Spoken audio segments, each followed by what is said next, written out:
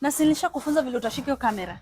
Kamera Nimekwambia gani? tukifika hapa ni picha peke yake. Twende kwa swimming pool, unipige hizo picha tumalizane. Madam, hapa ni hoteli, tunafaa kukula ama kupiga picha. Ni mimi unajibu? Siko. Na kuongelesha na unanijibu back. Madam, hii mti ni mzuri.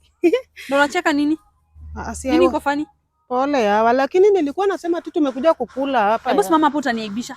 Na ukienda ukiona watu, usiende ukiangalia watu hivi, ni kujeona watu. Ukwe umetulia kama mtu mwenye amejiweza, tukawa watu wako na pesa, sawa?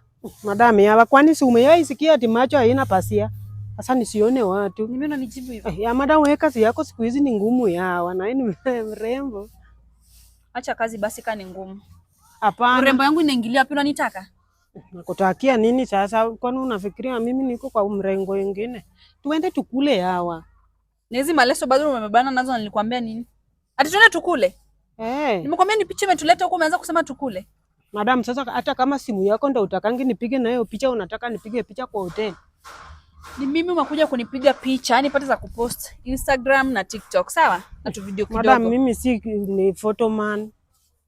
Na unanijibu hivyo nikufute kazi. Madam, sasa hiyo kitu kidogo unanivutia kazi yawa. Utajua pita, twende. Tembea kama mtu amekula, kama mtu akona nguvu, sio? Na sijakula, sasa sitaki kudanganya. Jifanye umekula. Mimi siwezi jifanya. Ndio nashika. Aus. Unaona wana makuko? Na ule ni muandza. Twende. Nikuone ukipoint. Usiniaibishe. Hebu shika tuanze hapa. Nataka kuangusha simu yangu. Madam, si wewe ndio unavuta na mimi nashika.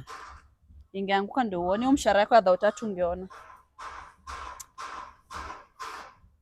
Hebu achana nayo, enda rudi nyumbani, tutapatana huko.